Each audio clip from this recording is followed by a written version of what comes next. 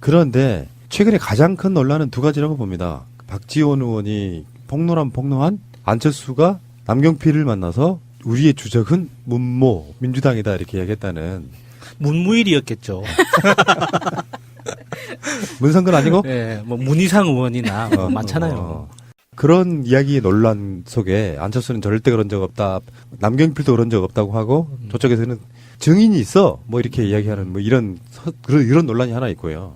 하나는 바른미래당 바미당에 가 있는 비례대표 3인이 민주평화당에서 공직을 맡는다는 그 재밌는 이야기예요. 저는 이따 다시 이야기 하시고. 나 이런 경우는 사실상 거의 처음 보거든요. 예. 일단 그 이야기부터 한번 해보시자고. 주적 발언. 이 발언이 어떤 상황에서 나왔을 것 같으세요? 그러니까 남경필이 이제 안철수한테 궁금했겠죠. 너는 정말 내 편이냐? 우리가 연대할 만한 사람이냐? 관계냐? 이거를 확인하기 위해서 이렇게 박지원 의원의 이 이야기가 정말 사실이라면 남경필 도지사가 궁금했겠죠. 당신은 정말 누가 주적이냐? 당신에겐 정치적인 주적이 누구냐? 그래서 주적이 동일하다면 우리는 당은 달라도 연대할 수 있다. 뭐 이런 이야기를 하려고 나온 이야기 아닐까 그렇게 생각이 돼요. 사실 이거는 안철수가 남경필을 자기하고 같은 노선을 걷게 하려고 설득하기 위해서 배틀한 멘트라고 알려져 있어요. 그러니까 안철수가 남경필에게 문재인은 나의 주적이야. 우리의 주적이야. 우리는 동질성이 있어. 라고 하면서 설득하기 위한 거라고 지금 알려졌거든요. 이 상황에 대해서 지금 박지원 의원이 이 이야기를 하고 나서 안철수 측에서는 형사고발하겠다고 나왔어요. 법정에 가서 밝혀지겠네요. 박지원은 그 말을 듣고 그런 걸로 또 고소고발까지 하면 또 절장부지 뭐 이렇게 그 녹음이 안 돼 있는 이상은 사실은 또 박지원 의원이 더 불리할 수는 있습니다. 왜냐하면 증인 쓸만한 사람이 그 자리에 있었던 사람일 테니까 뭐 여러 가지 부분이 있을 것 같고. 근데 이상돈 의원이 언론상에서 인터뷰한 거를 보면은 그 흐름이 예를 들어서 저는 안철수가 문재인 대통령 및 민주당이 주적이라고 말하는 건 새삼스럽지 않죠, 사실은. 네. 정부 출범한 이후에 김희수를 낙마시킨다든지 하는 주요 화력이 주로 문재인 대통령 까는 쪽으로 갔었잖아요. 우리는 다 알고 있잖아요. 그러니까 새삼스럽지도 않아요. 그런데 민주평화당으로 떨어져 나온 국회의원들의 전체적인 분위기를 보면은 이제 좀 이해가 좀 됩니다. 그러니까 뭔가 정말 이상한 아이였다는 거예요. 예를 들어서 대선 때부터 저 사람 정말 이상하다. 수준이 떨어지는 거지. 진짜 갑절습니까? 이런 거라든지 아바타입니까라든지 보면서 무슨 대선 후보가 저 따위냐. 자기가 그 말을 함으로써 자기의 이미지를 확정 지어주는 전략도 아무것도 없는 그러면서 당 공식 라인을 통해서는 선거운동하지 않고 자기 사적으로 그냥 하다 보니까 뭔가 엇박자가 나고 하다못해 포스터까지도 그냥 개인적으로 만들었다 이런 분위기가 좀 있잖아요. 정말 좀 인상적이었죠. 그 포스터도. 당 이름 없는 포스터. 예. 모두가 비상식적이라고 봤다 이런 거고. 결정적인 거는 지금 저쪽에서는 이제 뭐 당을 만들어 나가서 니들이 지금 분당에 나갔네 공격을 하지만 우리는 바른정당과 통합에 찬성한 적이 없는데 그거를 계속해서 법을 바꿔가면서 밀어붙여가지고 아예 쌩 무시해버린 거 아니에요. 예. 전당대회도 결국은 아침에 한 거 그것까지 꺼냈다가 너무 욕을 처먹으니까 아예 오프라인 전당대회를 안 했어요. 온라인만 했나요? 온라인 정당화를 성공했네.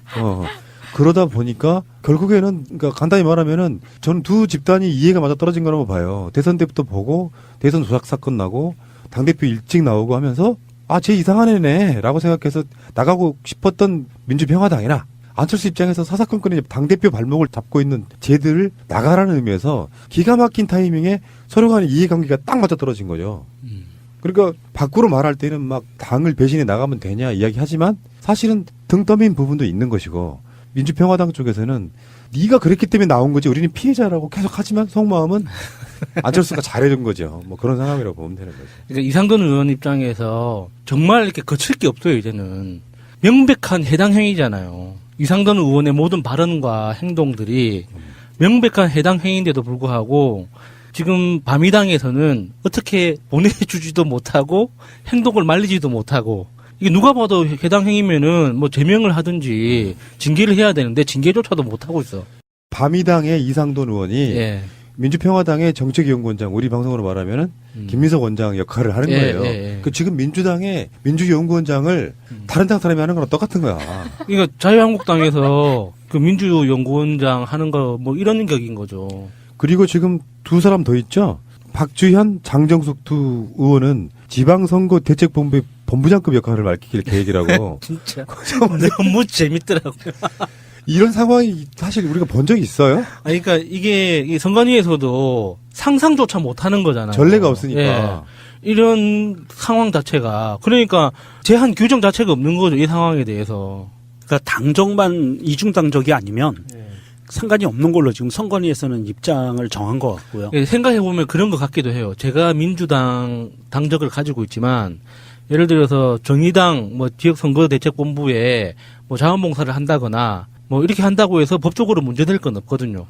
뭐 그런 차원에서 보면 요번에 이 그 이상돈, 박주현, 장정숙 의원 3명이 민주평화당에서 뭔가 다른 당직을 맡는다는 게 법적으로 문제될 건 없는데 근데 사실 이거는 누가 봐도 이상한 거고 그러니까 바미당 입장에서는 명백한 해당 행위잖아요. 이거는 이게 뭔가 엄청난 징계를 내려야 되는 거거든요. 빨리 잘라달라고. 근데 징계도 안 해. 정말 착한 사람들만 모여서 바미당을 만들었나 봐요. 예, 사실은 이게 예견돼 있던 부분이잖아요.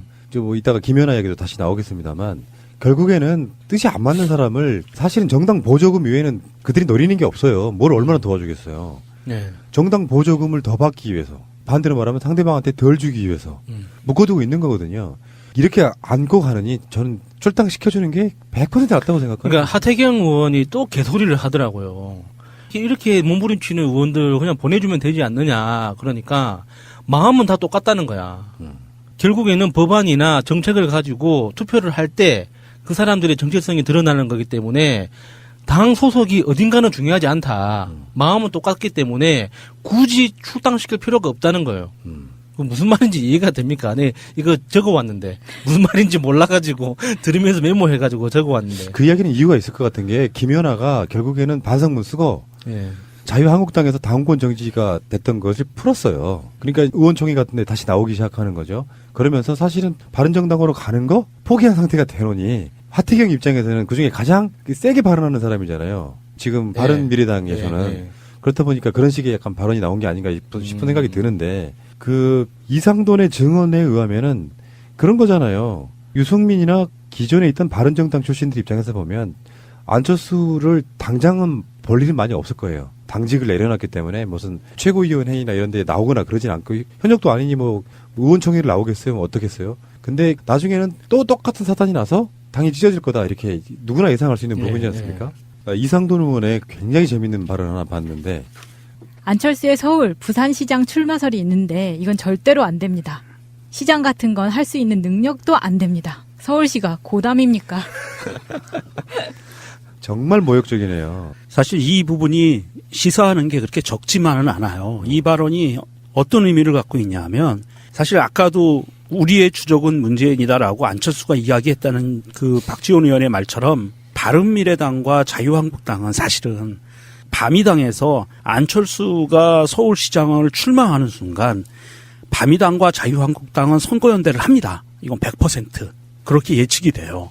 그래서 바미당은 서울시장에 전력 투구하면서 자유한국당 표를 더하고 자유한국당은 인천시장과 경기도지사에 전력을 하면서 그쪽에 또 바미당 표를 더하고 해서 선거연대를 할 확률이 굉장히 높거든요. 그러면서 1대1 구도로 가져가려고 하는 시도가 있을 거예요. 예, 이런 상황에서 서울시장에 나온다.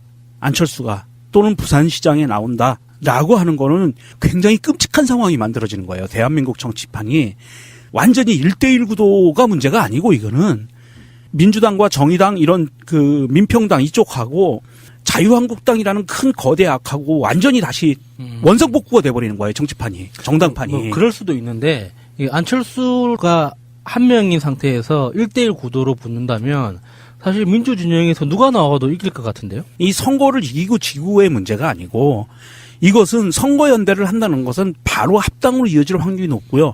우리가 기존에 생각해왔던 것보다 훨씬 더 빠른 시기에 양당 구조로 고착화될 확률도 굉장히 높다는 거예요. 네, 그렇게 해서 이제 안철수가 만들어 놓은 다당제를 자기 손으로 다시 이제 양당제로 정리해내는 것도 안철수의 임무죠. 그렇게 하는 것도 괜찮다고 봐요. 그러니까 그 밑그림은 그릴 수가 있죠. 네. 누구나 다 지금 예상을 하고 팟캐스트나 이런 방송들에서 보수 수구 쪽 후보의 단일화에 대한 그게 분명히 있을 것이다라고 이야기하죠. 당연히. 오히려 그런 것들이 단일화를 방해하는 요소로서 단일화가 안 나타나는 경우가 많아요. 왜 그러냐면 지금 당장 바미당의 김동철 원내대표만 해도 자유한국당이랑 연대 죽어도 안 해 이렇게 얘기를 하죠. 예, 예. 근데 정치인들이 그런 말은 절대 믿을 건 못 되지 사실은. 상황이 변하면 언제든지 바뀌니까. 예를 들어서 그 상황이 바뀌려고 하면 이렇게 돼야 돼요. 문재인 대통령이 그 5, 6월 달 즈음에 너무 정치를 못하는 거야. 범국민적인 지탄을 받는 상황이 되는 거야. 그러면 명분을 만들어요. 친북 좌파 정권의 어떤 승리를 막기 위해서라고 만들 수 있단 말이에요. 근데 그럴 만한 가능성은 사실 없잖아. 현재까지. 그러니까 자꾸 우리가 이런 말을 던지면 알면서도 던지면 단일화하기는 사실 힘들어지는 부분도 있고 그런 경우 있잖아요. 서울시장이나 경기도지사나 이런 부분은 특히 이 두 광역이 대한민국의 반이니까 거기에서 자유한국당이 후보를 안 내기는 힘들다는 게 정설이에요. 선거 조직 자체가 안 돌아가 버리니까 내 당에 후보가 없어. 그래서 구청장하고 시의원하고 구의원 정도만 뽑아. 그러는 선거는 치르기 힘들 거다. 그러니까 안철수는 만약에 누가 그 당들을 다 아우르는 밑그림을 그린다면 부산시장은 오히려 가능성이 있을 수도 있는 그림을 그릴 수가 있는데 예를 들면 서병수를 홍준표가 싫어해요. 그런데 명분도 좀 있고 근데 저는 아직까지도 초지일관 이런 생각하거든요. 송파을 나갈 거다. 예. 그러니까 그림만 엄청 띄워놓고 마치 양보하는 모양새로 이렇게 할 수는 있어요. 거기서 바른미래당의 후보가 안 나오는 상황. 아예 출마를 포기하는 상황에서 왜냐하면 바른미래당이 사실 서울시장을 가져갈 수 있을 거라고 생각하는 사람은 없잖아요. 예. 그 상황에서 자연스럽게 그러면 안철수가 송파을로 가고 보수 후보 쪽이 살짝 빠져주는 방식으로 그런 딜은 가능하다고 봐요. 그러니까 안철수는 결국에는 서울시장 후보는 하기 힘들다. 만약에 지방선거 나오고 싶으면 부산시장이 훨씬 더 그러니까 나올 가능성이 있다는 거고 오히려 그런 분위기 속에 슬쩍 송파을에 숟가락 얹을 거다가 제 일관된 생각입니다. 하여 서울시장 후보로 안철수와 1대1로 붙는다면 호남님이 출마해도 이기죠. 그렇지. 예. 가만히 있어. 기분이 좋아야 되는 것 같은데. 이제 안철수의 끝발이면 그 정도라는 뜻입니다. 그러니까 이상돈이 말한 거는요. 이거는 어마어마한 부분이에요. 서울시장 맡을 까면 안 된다는 거 아니에요. 예. 한때 최측근이었던 사람 이야기예요. 엄청난 내부 고발이 된 거예요. 이거는. 저 새끼 정치하면 안 돼. 다 가짜야. 이런 느낌이잖아. 예. 듣고 있는 안철수 입장에서 정말 부글부글하겠습니다. 그 와중에 이제 김연아가 자유한국당에 당원권 정지 3년이 내려졌었거든요. 그 중에 이제 중간에 풀린 거죠. 네, 그렇죠. 그러면서 이제 의원총회에 나와가지고 일종의 반성문을 쓴 건데 표현이 이랬어. 고난의 순간에 함께하지 못했고 신념을 지키다 보니 한 행동이었다. 징계를 풀어줘서 고맙다 이렇게 이야기했는데 신념을 지킨다는 표현이 거슬렸던 거예요. 그러면 나머지 자유한국당 국회의원들은 예. 신념을 안 지킨 국회의원이 된 거잖아요. 그래서 거기서 막 중간중간에 막 발언이 터져 나오고 그랬던데 어쨌든 간에 김연아는 바른정당 가지 못하고 다시 자유한국당에 투항한 거죠. 이 자유한국당 관련 기사를 보면서 자유한국당 의원들의 불쾌함이 이해가 되는 굉장히 희귀한 기사 중에 하나였어요. 이렇게 왜 다른 의원들이 김연아 의원을 보면서 화를 내는지 이해가 되더라고요. 이게 다 끝까지 연맥인 거잖아요. 징계 풀려서 나왔는데도 불구하고 연맥이겠다는 이 마음의 끄트머리를 결국엔 들키고 말았어요. 이것도 조건부로 한 거죠. 저의 행동으로 마음이 상하신 분들이 있으면 사과드린다. 사람들이 우리나라 사람들이 사과를 잘 못해. 예. 사과의 스킬이 좀 떨어져. 이런 느낌이 있고. 아무튼 재밌습니다. 지금 자유한국당도 그렇고 바른미래당도 그렇고 고만고만한 스머프들이 지금 도토리 키재기 하고 있는데 결국에는 뭐 정치는 생물이니까 우리가 예상하는 것처럼 서로 간의 연대 또는 합당 시도가 분명히 있기는 할 거예요. 근데 지금부터 이렇게 방송에 계속 미리 김을 빼놔야 나중에 그런 시도도 좀 줄어들고 자기들이 한 말이 있기 때문에 못하는 경우도 있어요. 김동철 같은 경우는 정색하잖아요. 우리는 연대나 합당 이런 거 안 해. 계속해서 그런 메시지가 많아지면 예. 나중에는 아예 어느 누구도 그런 시도를 하지 않는 효과를 본다는 거예요. 그러니까 우리가 뭐 가끔씩 어떤 분이 인터뷰하면서 부동산 이야기할 때 너 보고 집 안 샀는데 라고 말하는 건 잘못된 생각이에요. 계속 그 이야기를 하면 그게 효과가 돼서 나중에는 그게 일종의 그 방어막 안전장치 이렇게 되는 부분이 있거든요. 그래서 그게 예상하건대 예상이 틀렸을 때 오히려 더 고마워야 되는 저 그런 부분이 있다고 생각합니다. 사실 김동철 의원 같은 사람을 꼬시는 건 정말 쉽습니다. 의원 내각제를 약속하면 됩니다. 의원들 중에 대표적으로 개헌론자, 그 중에서도 의원 내각제를 주장하는 사람이기 때문에 이게 너의 편이다라고 하면 어떤 조건도 받아들일 겁니다. 호남토들은 일종의 결이 영남토랑 똑같아요. 네. 생각하는 게. 네.